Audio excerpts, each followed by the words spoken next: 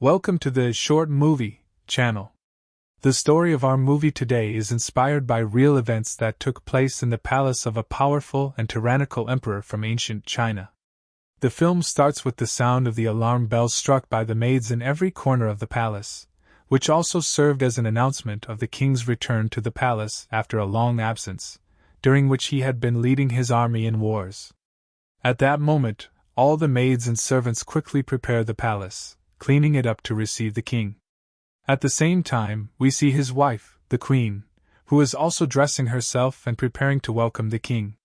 However, it's clear that she is exhausted and tired, to the point where her hands are shaking, and she can't finish putting on the rest of her adornments. At that moment, her younger son Yun enters to check on her. She smiles at him and tells him about his brother Wan, learning from him that Wan has already arrived at the palace and is currently in his room.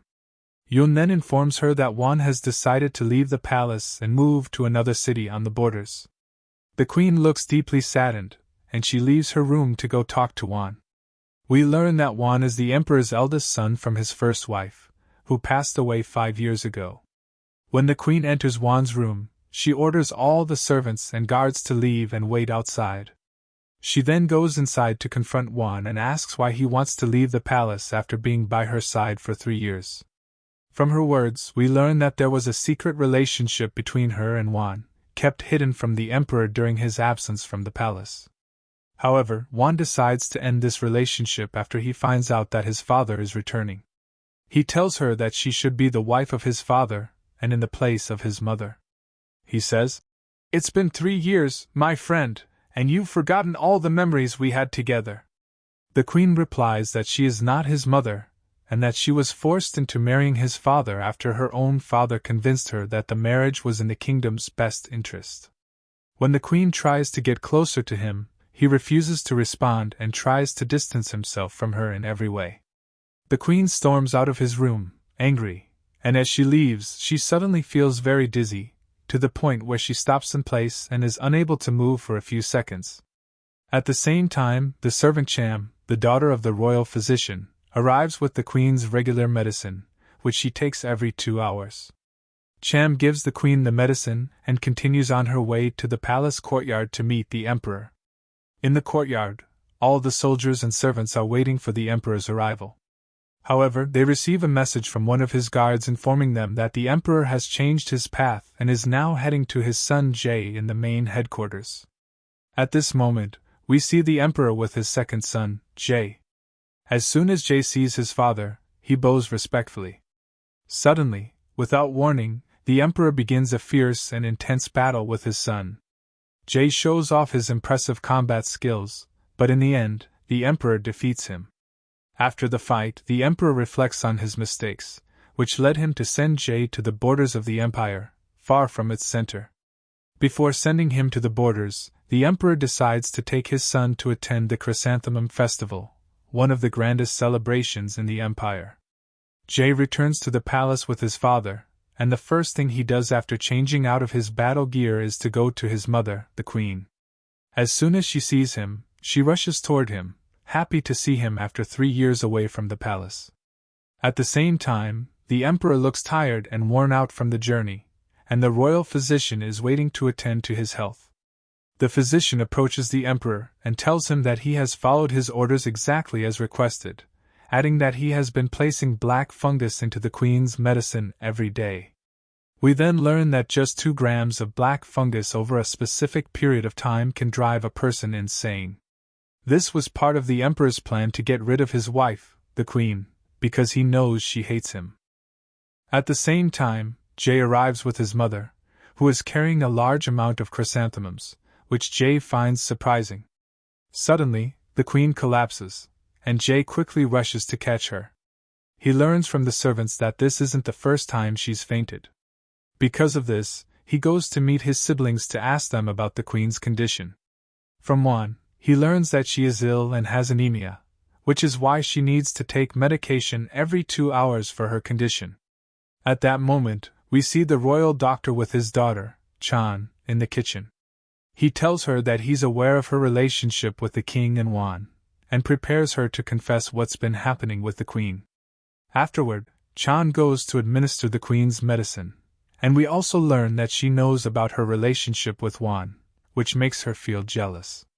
When the queen tries to get information from her, she tells her that the king and Wan have been ill for a while and need attention, since she's the daughter of the royal doctor. Chan cleverly responds, preventing any rumors about their relationship, and tells the queen that her job is to care for her only, and that the king, Wan, and his siblings have another doctor who looks after them. At this point, the queen becomes angry at Chan's response and raises her voice. She continues the treatment, enduring the discomfort, while at the same time, the servants are preparing the palace grounds for the festival. They place chrysanthemums everywhere in the palace. The emperor gathers his family around a large table in the courtyard and talks to his children, asking if they know the reason for their gathering on this particular day.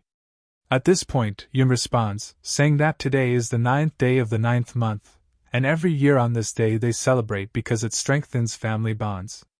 The emperor agrees and continues by explaining the symbols on the table, which describe the movement of the planets and stars in accordance with the laws of nature. He tells them that the laws of nature are everywhere in their lives, even in each of their positions. These laws provide them with their appropriate places, just as the emperor provided each of his children with their place and order. Afterward, the emperor asks them if anyone has any requests. Wan speaks up, saying that he has lived his entire life in the palace and is the only one of the children who hasn't traveled outside the kingdom. Therefore, he asks his father for permission to leave and live outside the palace. The emperor agrees to his request but doesn't respond directly, instead turning to speak to his wife, the queen, asking her why she hasn't completed her treatment. Chan, holding the medicine, closes the door but the queen refuses to take it. Later, her children try to persuade her to take the medicine, but the queen remains firm in her decision. Yun then asks his father to let him lead the army, but the emperor refuses due to his young age and says it's not time for him to take on such a role. Yun becomes upset with his father. After the celebration, the emperor prepares the new dose of medicine himself for the queen, who goes to speak with him. She tells him that she's been taking the medicine for a long time with no improvement, and in fact, she feels worse. The emperor becomes angry and tells her to mind her place. He says he's being calm with her because she's the daughter of a king, nothing more. The queen becomes fearful of him, and when the time comes for her treatment, she takes it without speaking or debating. She then returns to her spot to continue embroidering chrysanthemums. Despite the visible exhaustion and fatigue, she keeps working and insists on continuing. At that moment, Wan speaks to his father, the emperor. The emperor acknowledges that the festival brings back painful memories for Wan since his mother died on this day. From that moment on, Wan has been distant from his father due to the kingdom's wars. The emperor feels guilty toward his son, who has spent most of his life without a mother or father.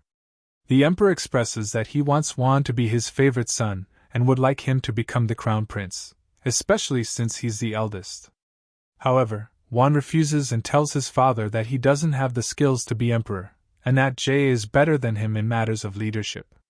Therefore, Jay is more deserving of the title of crown prince.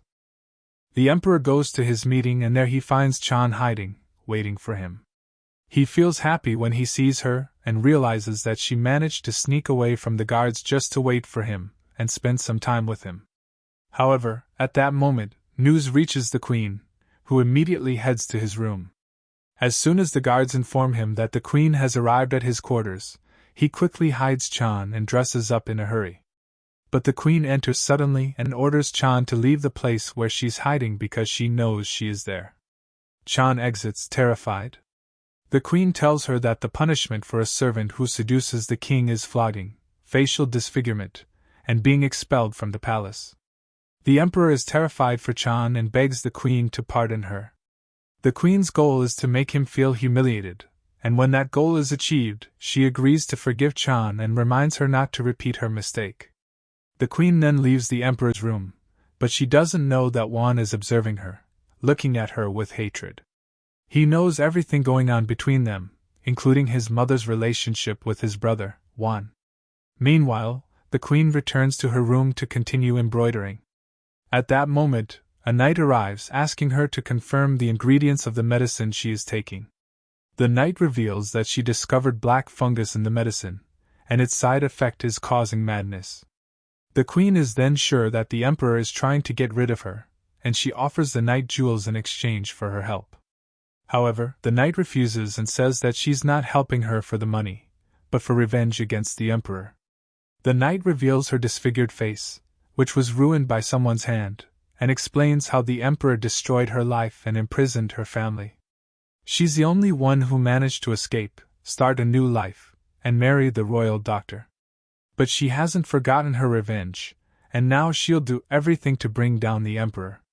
After leaving the knight, she walks away, but before leaving the palace, Juan spots her. He and the guards chase her down. Her fighting skills are on full display, but in the end, they manage to overpower her.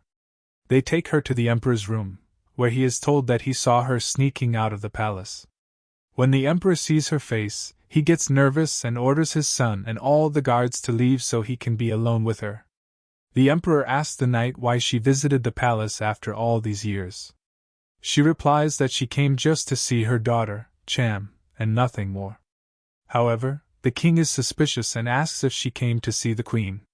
She insists that she doesn't know the queen and has never seen her before. She then stands in front of a portrait of the queen, the emperor's first wife, and begins crying.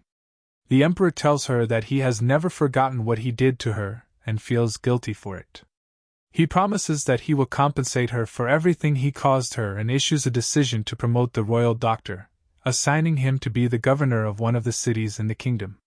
The royal doctor goes to thank the emperor for the big promotion he has received. The emperor then asks him if he has ever felt wronged by his decisions.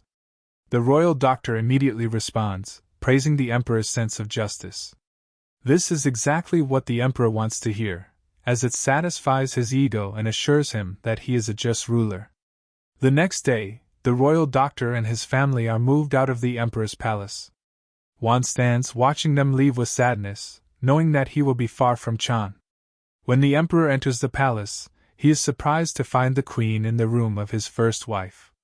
She tells him that today is the anniversary of her death, and that's why she was honoring her memory. The queen then tells the emperor that she heard from the guards that they caught a thief the day before. The emperor interrogated him for a long time, but the thief disappeared afterward, and no one knew where he went. The emperor, suspicious, asks why she is asking about a thief she doesn't know. She hands him the summons for their son, Jai, who arrives shortly after. The queen orders the servants to leave the room and shows Jai the black fungus. She tells him that his father is trying to get rid of her and drive her mad, and that he must help her. Jai, unsure of what she intends to do, asks her what her plan is. She says that everything will become clear at the festival, but all she asks of him is that he stand by her and help her in the coup against the emperor. She wants him to be the crown prince instead of Juan. Jai tells her that he cannot stand against his father because, in the end, his father's power is much greater than theirs. However, the queen assures him that she has everything planned. At that moment, the servant arrives with the queen's medicine, and the queen takes it in front of Jai without objection. Jai is unable to stop his mother from taking the poison, and he watches as she slowly kills herself. In that moment, he decides to help her in the coup to free her from the poison that is destroying her. Later, the queen goes to Juan's room and gives him a new royal outfit, embroidered with the imperial chrysanthemum, asking him to wear it for the celebration. However, Juan refuses and asks her what she is planning. The queen argues with him, insisting that he wear the outfit and telling him that it will protect him from harm. But Juan is stronger than her and pushes her away. For a moment, he weakens, remembering their past memories together. However, before he can succumb to those memories, he snaps out of it and quickly leaves the room. The queen, frustrated, throws the outfit on the ground. All of this happens while Jai is outside the room, hearing and seeing everything between them. One day, Juan leaves the palace and exits the city, heading to Chan, in the new city she had moved to. When he arrives, Chan is waiting for him after receiving a message telling her that he is on his way. Chan is overjoyed when she sees him after such a long time. While they are talking, Chan tells him that the queen has ordered the embroidery of 10,000 chrysanthemums before the night of the festival. This is because the army will be assured that the queen is planning a major event that will shake the kingdom. Her intention behind the request for the embroidered suit with the flowers is to signal to the army that Juan is on their side, thus solidifying his position with them. At this point, Juan decides to quickly return to the palace to stop the queen's plans. On his way back, Chan's mother passes by her daughter's room and hears a strange sound coming from inside. She calls out to Chan before entering the room, but Juan doesn't manage to hide in time. Chan's mother discovers that her daughter is involved with the king. When she sees him, she is shocked and completely forgets his position in the empire. She begins to scream, and despite her husband trying to calm her down, she refuses to listen to anyone. She collapses on the floor, unable to believe what is happening, and tries to understand from Chan that Juan truly loves her and won't harm her, but her mother rejects everything she says. She insists that Chan must cut off all ties with Juan. Chan ignores her mother's advice and follows her heart. She takes her horse and rushes after Juan to apologize for her mother's actions. Meanwhile, the doctor is sitting with his wife and tells her that since they got married, he has felt that there is a big secret she is hiding. He had respected her wish not to talk about her past, but now he is certain that the secret is connected to the emperor. He decides that he must find out this secret, but suddenly, they feel the queen's guards attacking their house. The guards kill everyone inside, and the doctor realizes that the emperor set a trap to get rid of them easily by driving them away from the palace. The couple quickly escapes the house and fights the guards until they manage to flee. During their escape, the doctor sustains serious injuries. He tells his wife that he no longer cares about the secret but asks her to escape and save their daughter. The doctor jumps off his horse and fights the soldiers alone to distract them from his wife. His wife successfully escapes, but she knows that she has left her husband to face his fate. At the same time, Juan arrives at the palace and heads straight to the queen's quarters. He asks her when she plans to move forward with the army. The queen asks him how he knew about her plan, and Juan becomes angry, telling her that everyone will think that the coup plan was his, especially since he is the crown prince. However, the queen tells him that she doesn't care about the people's opinion and that all she cares about is carrying out her plan, even if it costs him. Juan asks her if she wants him to die, and the queen agrees to his statement without hesitation. Juan decides to fulfill her wish and takes out his dagger, stabbing himself without a second thought. When the queen sees him bleeding out, she panics and screams for help. Fortunately, the doctor is able to treat Juan's wound and assures him that it's not fatal.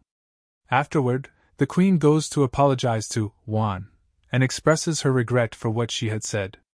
Juan takes advantage of the moment and asks her to reconsider her decision and abandon her plan, but the queen refuses, insisting on going ahead with the coup. She leaves him and heads out. On her way, she realizes that her son, Yun, is standing outside Juan's quarters. However, she doesn't care if he overheard their conversation, as she sees him as still too young to pose any threat. Meanwhile, the emperor arrives at the palace to check on Juan's condition.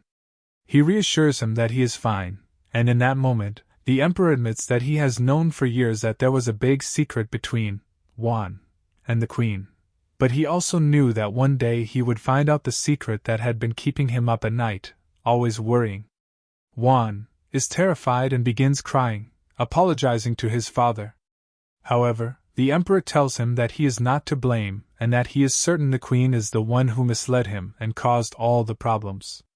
The next day, the festival celebrating the chrysanthemums takes place. The emperor gathers his children, including Juan, who is now in a wheelchair, and places a branch of mulberry leaves on the crown of each one. He tells Juan that his mother loved mulberries, which is why he is included in the ceremony to honor her memory. When the queen is late, the emperor goes to check on her. The queen was getting herself ready, and it became clear that her illness had worsened. Her hands were trembling so much that she couldn't finish putting on the rest of her makeup. At that moment, Jay enters and asks about what happened with Juan. The queen admits that Juan knows everything they've been planning. Jay gets scared, fearing he will have to confess to the emperor, but the queen reassures him that he won't. She tells him that the army is ready, and everything is going according to plan. The queen then leaves and begins the celebration ceremony with the emperor. At the same time, Chan arrives at the palace. As soon as she steps into the palace courtyard, the king's guards attack her. They write something and one of the guards gets close to stab her and kill her. But at the last moment, her mother arrives and fights with the guards until the queen's guards intervene, fighting off the emperor's men. The queen's assistant arrives to take Chan and her mother to meet the emperor. When the emperor learns they are at the palace, he is shocked because he thought they were dead. The queen responds by saying that Chan's mother is the emperor's first wife and the queen, and that the emperor had exiled her and destroyed her life to marry the queen, who was the daughter of a great king. Everyone is stunned by the queen's revelation, and Juan is the most shocked. He learns that his mother, whom he thought was dead, is still alive. Worse, he discovers that his lover is actually his sister. Chan can't bear the shock and leaves the palace, screaming in despair. The queen feels victorious in her first battle against the emperor. Meanwhile, Juan looks at his father with hatred because of his cruelty and oppression. At the same time, the emperor's guards forcefully kick the queen out of the palace, and Chan's mother watches her die in front of her eyes. She screams and runs to save her, but she is also killed by the emperor's guards.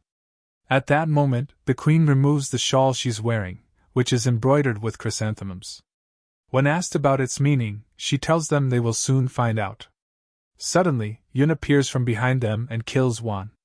The queen screams and runs to Juan, while Yun tells his father that he has killed his favorite son and the crown prince. He accuses the emperor of abusing his power because of his mother's relationship with Juan. The emperor orders Yun to give up the throne because he is the one who deserves it. People thought he was still a child, but he was the first one to act. Yun hides among his guards, but suddenly, the emperor's guards drop from the ceiling, where they had been hiding, and fight off Yun's men until only Yun is left.